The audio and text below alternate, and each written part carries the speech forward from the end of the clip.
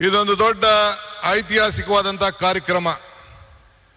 ಯುವ ಶಕ್ತಿ, ಯುವ ಆಲೋಚನೆ, ಯುವ ಚಿಂತನೆ, ಇದೇ ವಿವೇಕಾನಂದರ ಚಿಂತನೆ.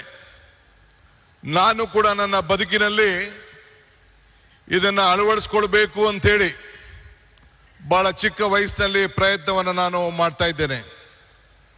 ಈ ಹೊಸ ಚಿಂತನೆ ಒಂದು ಬದಲಾವಣೆಯ ಒಂದು ಆರಂಭ. ಇವತ್ತು ಯುವಕರ ಕನಸು ದೇಶದ ಕನಸಾಗಿದೆ. ನಾವು ಇಬ್ಬರು ಯುವಕರನ್ನು ನಾವು ಗಮನಿಸಿದ್ದೇವೆ.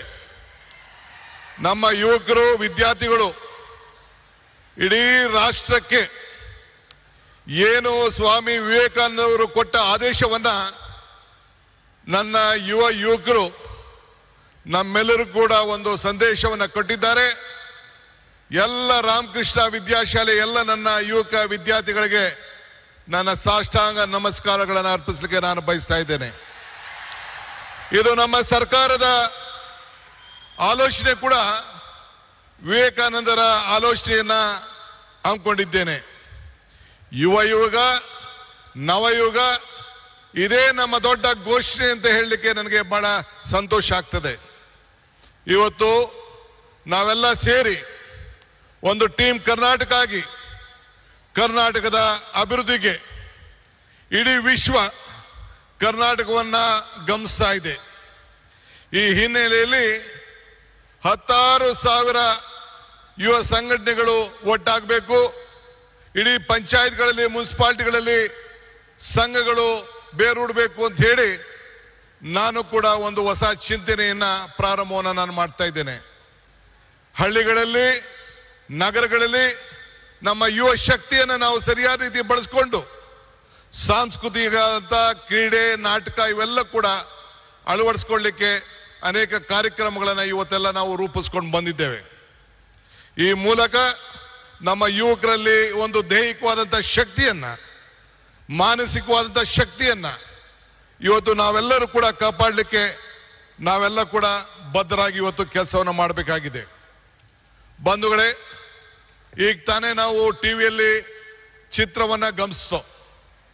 ಮೈಸೂರಿನ ಇತಿಹಾಸ ವಿಶ್ವದ ಇತಿಹಾಸ.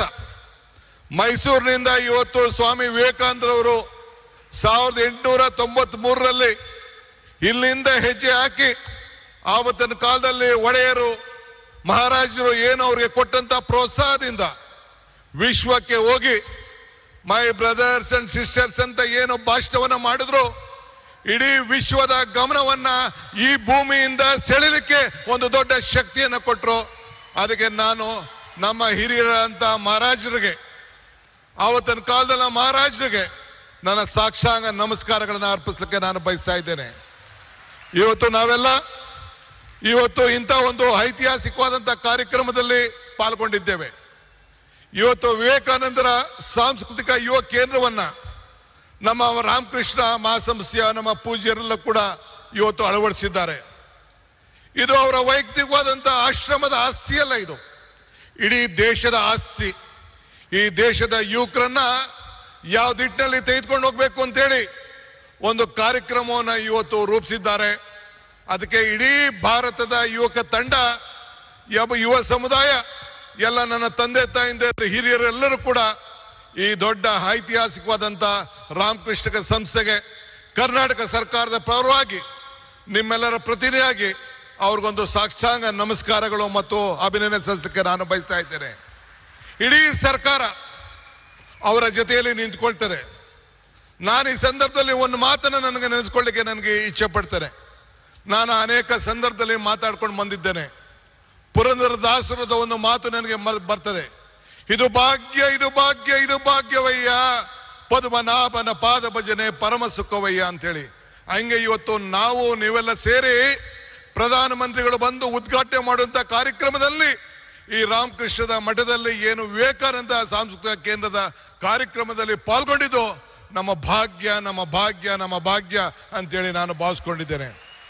ಬಂಧುಗಳೇ, ನಾನು ಹೆಚ್ಚಿಗೆ ಮಾತಾಡೋಂಥದ್ದು ಇಲ್ಲೇನು ಇಲ್ಲ. ಮಾತಾಡಿದ್ರೆ ಬಹಳ ಗಂಟೆಗಟ್ಟಲೆ ಮಾತಾಡೋಂಥ ವಿಚಾರಗಳಿದೆ. ಇವತ್ತು ವಿವೇಕಾನಂದರ ತ್ಯಾಗ ನಮ್ಮೆಲ್ಲರಿಗೂ ಕೂಡ ಇವತ್ತು ಸ್ಫೂರ್ತಿಯಾಗಿದೆ.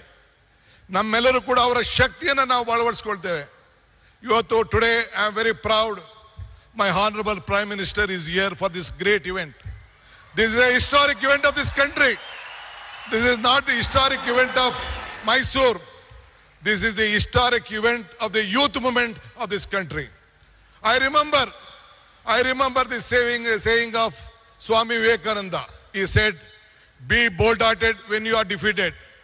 Be large-hearted when you are victorious. Today, my Prime Minister is here. I am requesting him on behalf of the government of Karnataka and all of you, you should be very bold-hearted to help us, help Karnataka, save Karnataka, because the entire world is looking at India and Karnataka through Karnataka and Bangalore. So I request you, once I remember our Honorable Prime Minister, Mr. Atal Bihari Vajpayee, had come to Bangalore for the laying the foundation of the airport. He said, there was a time when the world leaders used to come to Delhi, then they used to come to Calcutta, Mumbai, Chennai, Hyderabad, or different part of the country. Now the situation has changed. This is when Mr. S.M. Krishna, a student of this institution, was the chief minister. He said that Mr. S.M. Krishna was the chief minister. Then he laid the foundation, Atal Bihari Vajpayee laid the foundation of the international airport. Then Mr. Vajpayee said, the situation has come. The world leaders are first coming to Karnataka and Bangalore, then they are coming to Delhi. This is the strength of this great people. Our people are the culture. Sir, Prime Minister, sir, you see the weather. You see the culture. This is the strength of this great state. The entire state stands with you. We want to work together. We want to work with the federal state. I appeal to you. Let us all work together. This is great. This is the Sankalpa Bhumi. In this Bhumi, at the time when our Vivekananda traveled in a train in the history, he was traveling the ship along with Tataji. Then Tataji asked, what has to be done? He said, India is poor. This has to be a science city. Then the Tataji asked Maharaja. One day Maharaja gave more than 300 acres of land in Bangalore. That is the Indian Institute of Science, which is in Bangalore. That is the contribution of Maharajas to the science of this country. That is what the Maharaja has given, and Tatas helped us. That is why I would like to, this is the great state, great city, and India has to grow with Karnataka, and Karnataka will be with you. Let us work together, make this country proud. I don't want to tell more. I have a lot of things, but I have given only 5 minutes time. I don't want to waste your time. Prime Minister message is very much important for the country. Let us work together. Let us build Karnataka. Let us build India, a strong India. Jai Hind, Jai Bharat, Jai Vivekananda, Jai Ram Krishna, Jai Mata. Ellargu namaskara.